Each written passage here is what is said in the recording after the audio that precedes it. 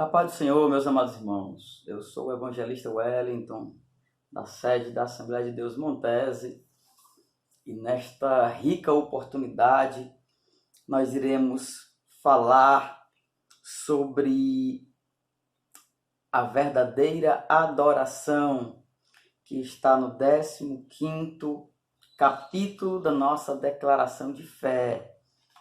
O que é uma adoração verdadeira, genuína? Quais são as características? Nós iremos aprender sobre 5 pontos: a adoração pública e coletiva, a adoração individual, os elementos do culto, a oração e o jejum.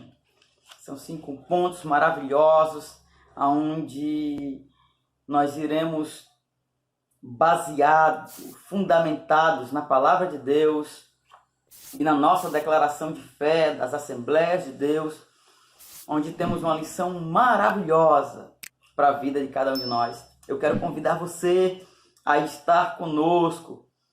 Se você ainda não assistiu às outras aulas, desde o capítulo 1, volta lá, assiste cada uma dessas aulas.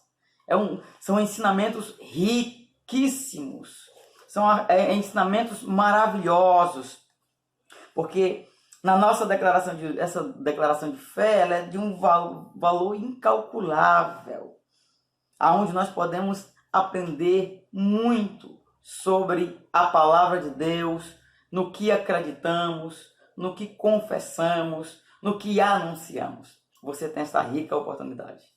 Sobre a verdadeira adoração. Cremos, professamos e ensinamos que a adoração é serviço sagrado, culto, reverência a Deus, por aquilo que Ele é e por suas obras. Como diz em Mateus, capítulo 4, versículo 10. Ao Senhor, teu Deus, adorarás e só a Ele servirás. Seguimos um modelo bíblico de adoração cristã sem nenhuma representação visual. Olha o que diz a palavra de Deus. Então o Senhor vos falou no meio do fogo, a voz das palavras ouvistes, porém, além da voz, não vistes nenhuma semelhança nenhuma. Deuteronômio, capítulo 4, versículo 12. Então, nós não utilizamos nos nossos templos, nos nossos lares, imagens de escultura, nem imagem de forma alguma. Porque, na realidade, o nosso Deus, Ele é um Deus, a sua própria palavra diz que Deus, Ele é Espírito.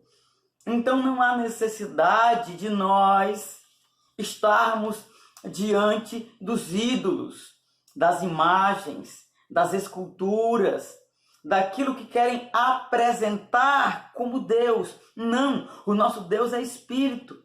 E se faz necessário nós estarmos inseridos no seu reino, no reino de Deus, no reino dos céus, como diz nos evangelhos, para que nós possamos desfrutarmos desta comunhão gloriosa e adorarmos a Ele com toda a força da nossa alma, sentindo a sua presença, o seu poder, a sua misericórdia. O glorioso é que quanto mais nós adoramos a Deus, mais nós reconhecemos a sua grandeza, o seu senhorio, o seu poder, a sua majestade.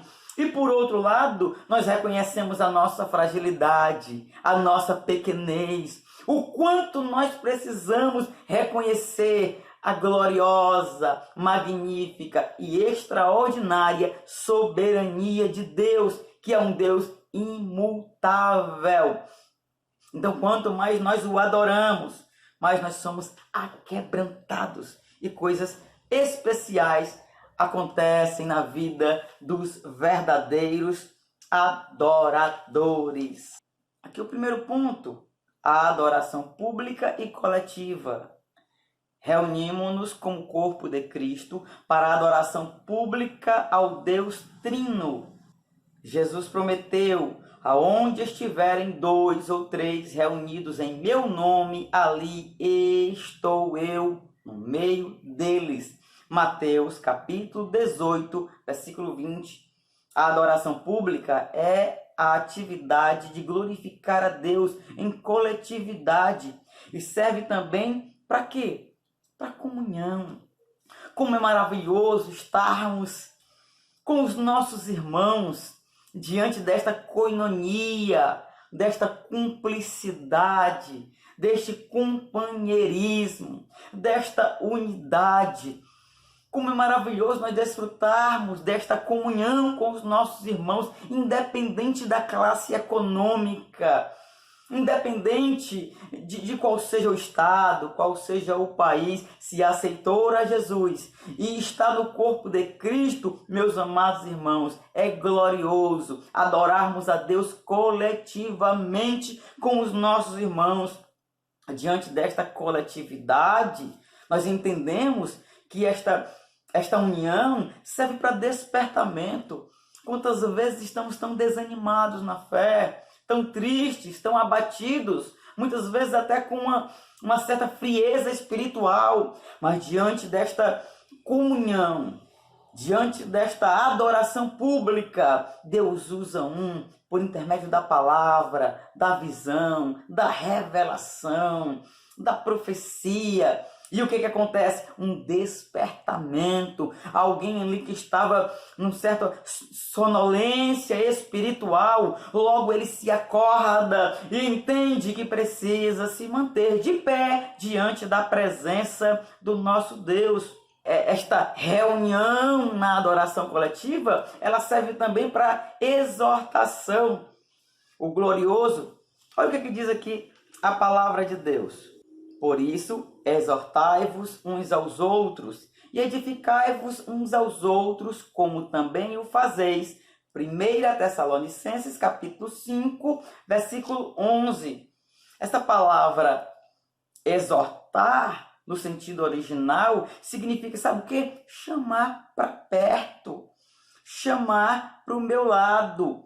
Fala também de conforto, de consolo. Alguém que de alguma maneira está ficando disperso, está se afastando.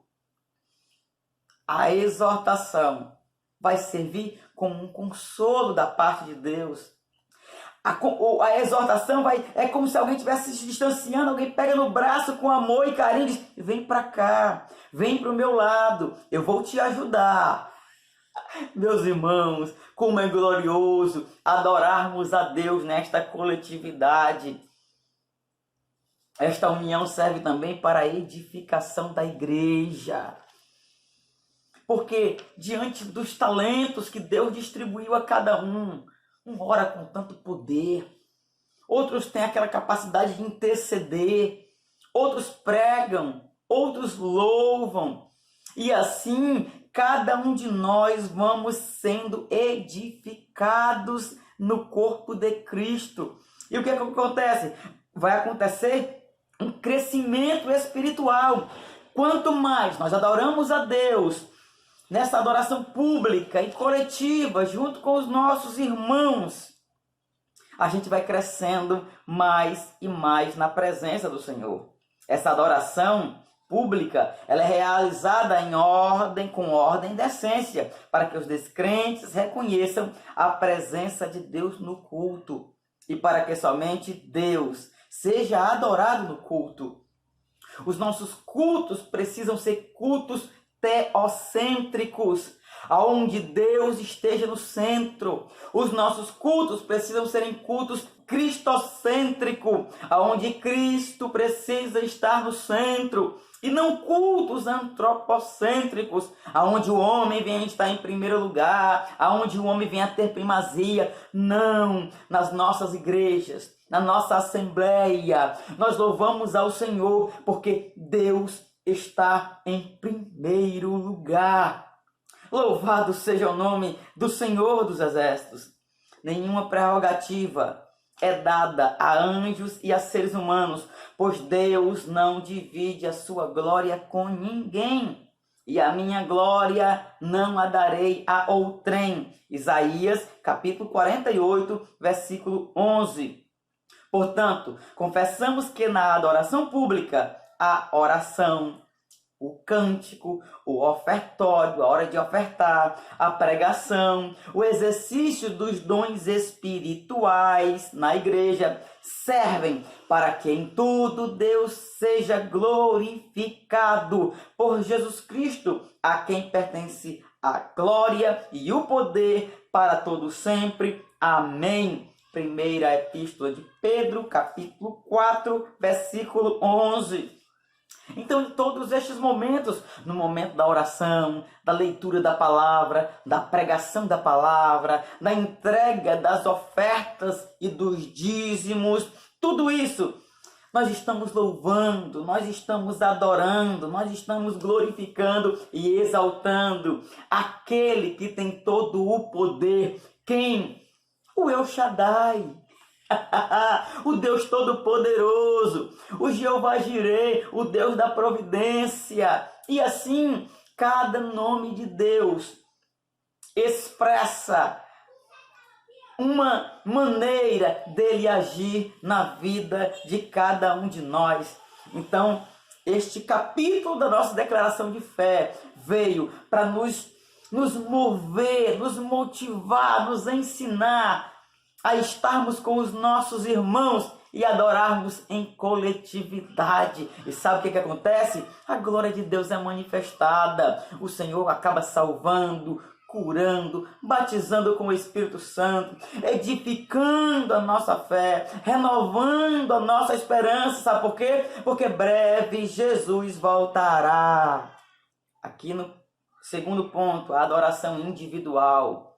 Existe a adoração coletiva, onde nós adoramos juntamente com os irmãos, mas existe também a adoração individual. Nós adoramos a Deus como crentes individualmente em todo o tempo.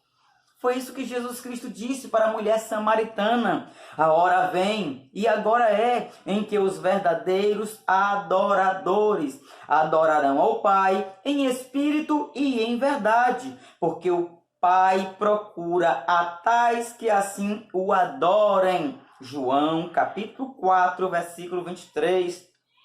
Ensinamos que a verdadeira adoração é aquela que nasce do coração e é expressa com obediência à vontade de Deus, sendo percebida pelo testemunho individual que glorifica ao Senhor da igreja. Meus queridos irmãos, a vida de um adorador, ela é uma vida pautada na obediência à palavra de Deus. Eu não posso passar o dia inteiro desmantelado, vivendo de acordo com a minha vontade, o meu querer, os meus desejos, mentindo, enganando, me prostituindo. E quando chegar na hora do culto, de prestar um culto individual ao Senhor, seja lá na coletividade, ou em casa, ou em qualquer outro lugar, e pensar que Deus vai receber esse louvor, Ele não vai. Por quê? Porque a vida do adorador tem que ser uma vida íntegra, tem que ser uma vida de renúncia, tem que ser uma vida de santidade. A partir do momento que qualquer um que se diz cristão vive uma vida leviana e quer à noite, na hora do culto, prestar o seu louvor, a adoração, meus amados irmãos, se nós formos analisarmos isto biblicamente, isto é uma perversão. E o que Deus quer de nós é que nós possamos nos dedicarmos à sua obra, que nós possamos viver a cada dia crescendo na graça, no conhecimento. O caminho do justo é como a luz da aurora, que vai brilhando mais e mais até ser dia perfeito. É óbvio que nós não alcançamos ainda a estatura de um varão perfeito, mas quanto mais nós vivemos em consonância com o que a palavra de Deus diz, mas a palavra vai nos lapidando, nos purificando, nos transformando de glória em glória, para que a cada dia nós venhamos nos parecer mais com Jesus Cristo de Nazaré. Negamos que a adoração e a espiritualidade de alguém possa ser medida, percebida ou avaliada exclusivamente pelos exercícios dos dons espirituais. Meus amados irmãos, não dá para a gente medir a adoração de ninguém, a comunhão de ninguém, pela maneira que alguém é usado. Porque existem duas coisas muito gloriosas. Os dons espirituais é aquela capacitação que Deus nos concedeu para que nós possamos sermos instrumentos nas suas mãos. Mas do outro lado, tem o fruto do Espírito. O fruto do Espírito, na realidade, é o verdadeiro caráter de Cristo em nós. Está registrado aqui na sua gloriosa e maravilhosa palavra. Olha que palavra linda. Mas o fruto do Espírito é amor, alegria, paz, longanimidade, benignidade, bondade, fidelidade, mansidão, domínio próprio. Aqui está o fruto do Espírito. É quem nós somos, quando ninguém está nos vendo. Então nós ensinamos que a adoração é uma atividade espiritual e que precisa ser efetuada com o fruto do Espírito. Aleluia! E com o poder de Deus na formação do caráter cristão, na vida do adorador. Rejeitamos a hipocrisia e toda a aparência de piedade na vida do adorador. Tem um texto em Lucas, no capítulo 1, que eu acho lindo esse texto. Versículo 6. Ambos eram justos diante de Deus, vivendo irrepreensivelmente em todos os preceitos e mandamentos do Senhor. Esta palavra está se referindo ao sacerdote Zacarias e a sua mulher Isabel.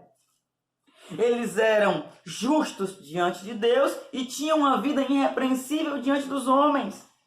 Por quê? Porque havia o fruto do Espírito na vida deles. Não havia hipocrisia, não havia falsidade ou falsa aparência. Eles eram o que eles eram no templo, ou diante da sociedade. Eles eram, quando eles estavam sós, era uma vida que agrada a Deus, uma vida irrepreensível. Na adoração individual, buscamos a santificação pessoal. O que é a santificação pessoal? Quando aceitamos a Jesus, o Espírito Santo ele vem habitar no nosso espírito. Então a santificação é o processo do Espírito Santo que está no nosso espírito. O homem é um ser tricotômico, espírito, alma e corpo. Então a santificação pessoal é a santificação da nossa alma, é a santificação dos nossos pensamentos, é a santificação das nossas emoções, é a santificação da nossa volitividade, das nossas vontades, dos nossos desejos, servindo a Deus de modo agradável, com reverência e santo temor. Bendito seja o nome do Senhor. A gente vai contemplar os serafins diante da glória de Deus. Eles com 6 asas, com 2 cobriam seus rostos, com 2 cobriam os seus pés, e com 2 voavam, clamando e dizendo: Santo, Santo, Santo é o Senhor dos exércitos. Aleluia! Aqui no terceiro ponto, os elementos do culto. Haviam diversos elementos na adoração nos tempos do Antigo Testamento, como oração, sacrifícios, ofertas e cânticos. Fazia parte da liturgia judaica nas sinagogas do primeiro século depois de Cristo. Nós sabemos que as sinagogas elas foram construídas no período interbíblico entre Malaquias e Mateus. Neste período foram edificadas as sinagogas para que os judeus pudessem ali orar, ouvir a palavra, terem a interpretação da Torá, que são os primeiros 5 livros do Antigo Testamento.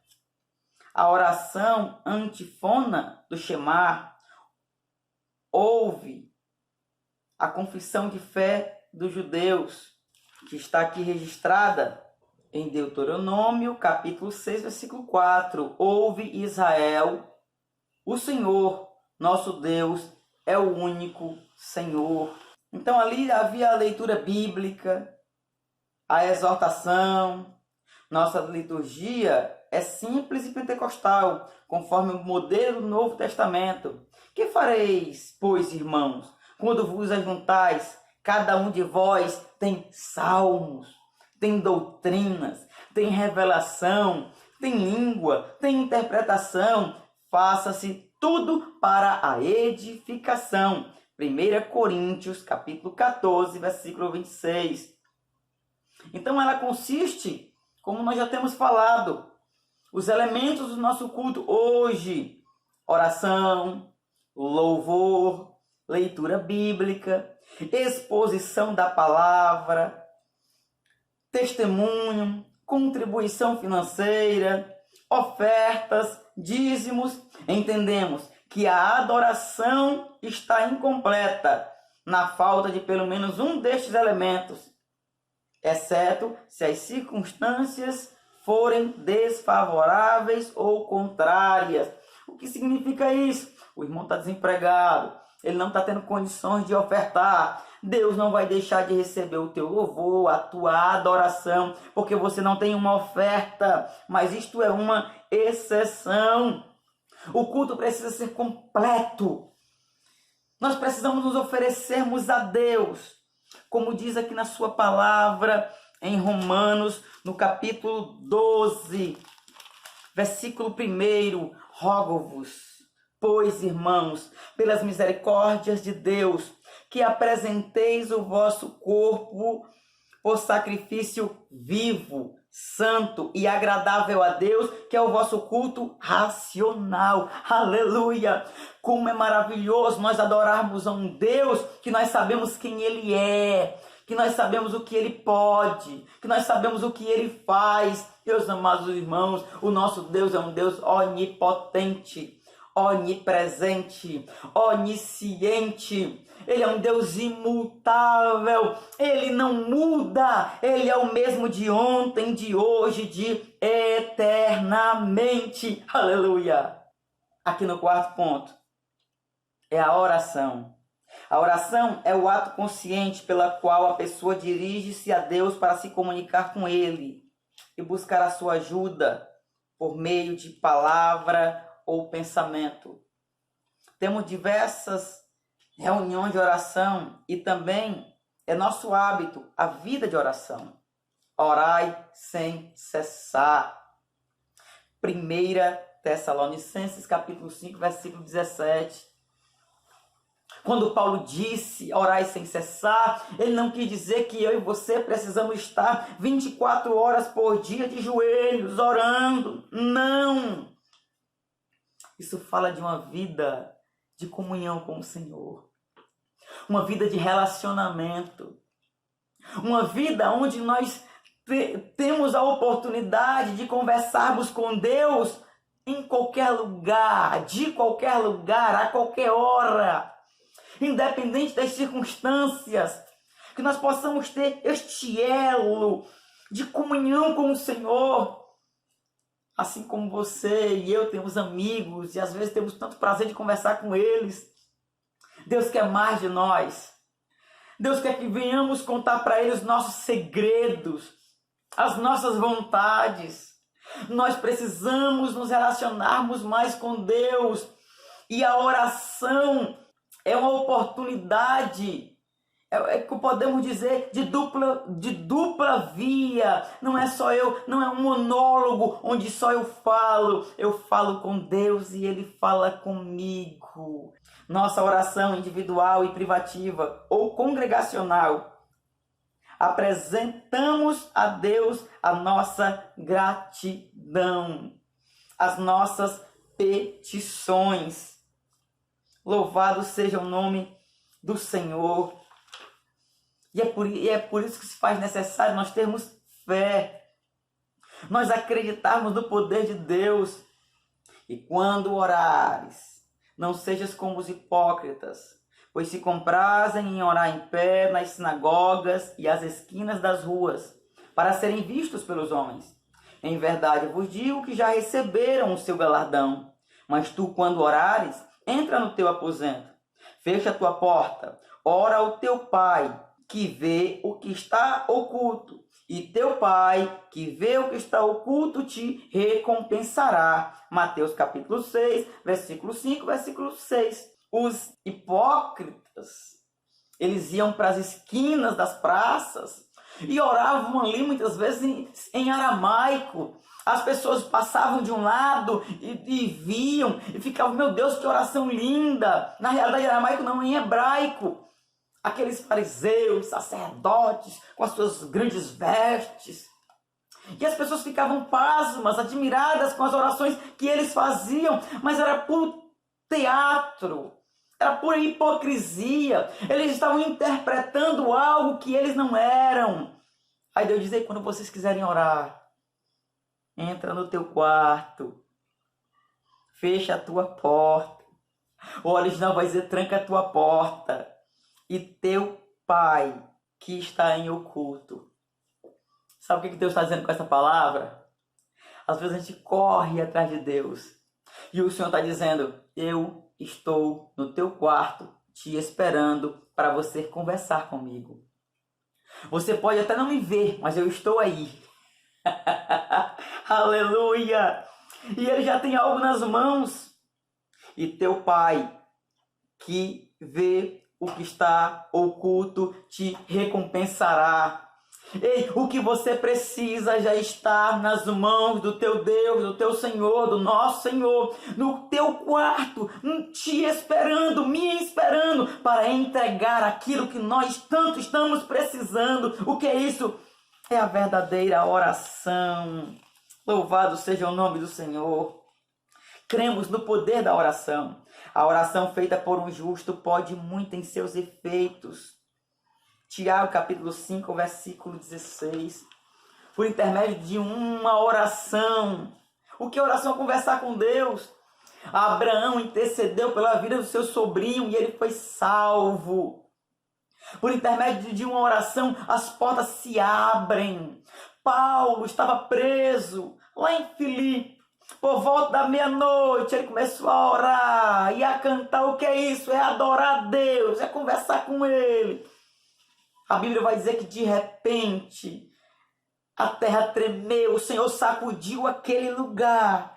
Por causa de quê? De uma adoração, que foi a oração junta com o louvor, aonde Deus recebeu, meu Deus, e realizou um milagre glorioso, porque a adoração tem o poder de quebrar cadeias, a adoração tem o poder de nos libertar do poder das trevas, a adoração tem o poder de nos aproximar de Deus e gerar em nós unção, poder, intimidade com o nosso Criador.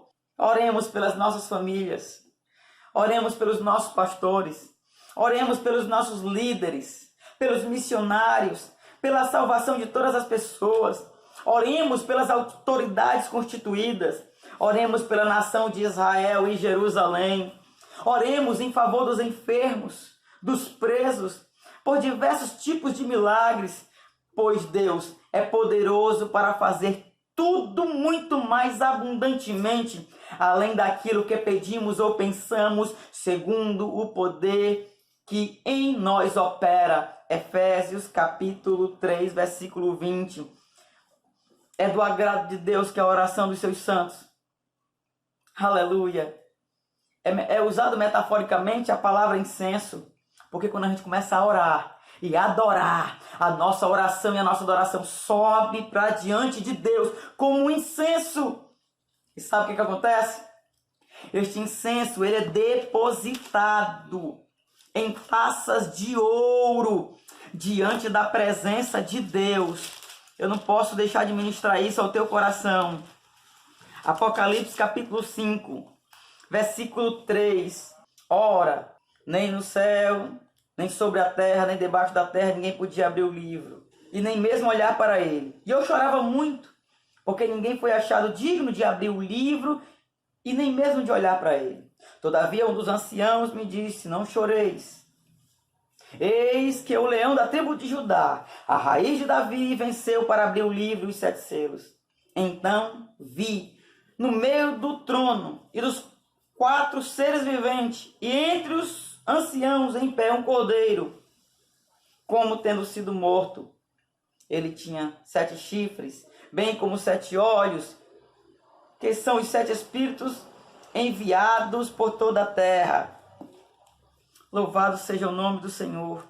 Aqui no versículo 8.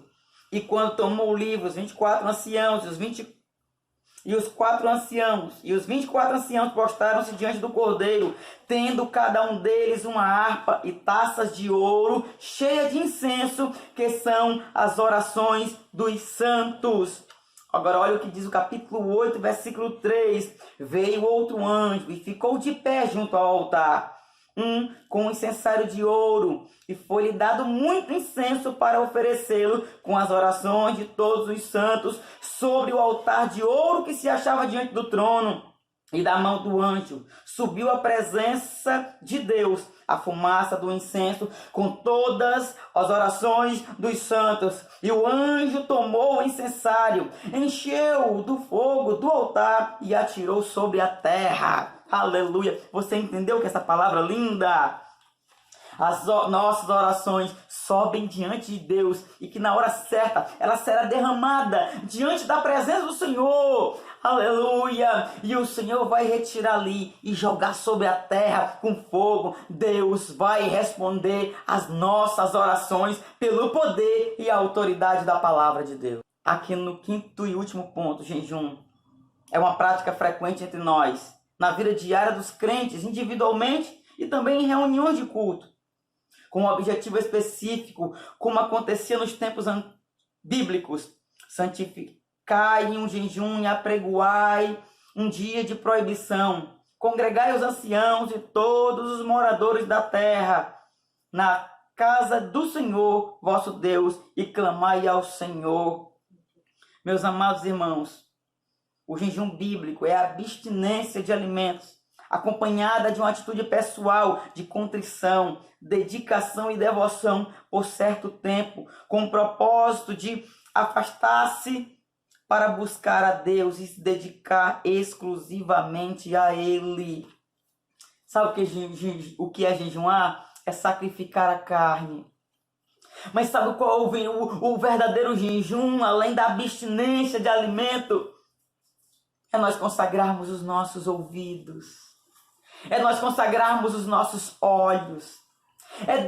É nós consagrarmos as nossas palavras, o nosso falar, o nosso coração, a nossa vida completamente, para que Deus possa manifestar a sua glória de uma maneira poderosa. Jejum está associado à consagração. Quanto mais nós jejuamos, quanto mais nós nos consagramos, mais Deus nos usa com poder, com autoridade, com vigor e com intimidade. Então está aqui esses 5 pontos maravilhosos sobre uma vida da verdadeira adoração. Se você ainda não se inscreveu no nosso canal, AD Montes TV, vai lá, se inscreve, curta e compartilhe, para que Deus possa abençoar outros irmãos.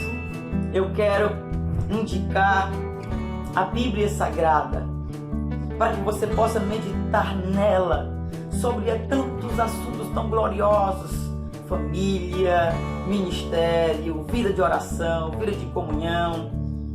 Eu quero também indicar o livro do John MacArthur, A Adoração. a prioridade suprema e que você possa também estudar a palavra com a teologia sistemática do Wayne Grudem. Ela vai ser muito importante para a tua edificação espiritual. Que Deus em Cristo vos abençoe em nome de Jesus.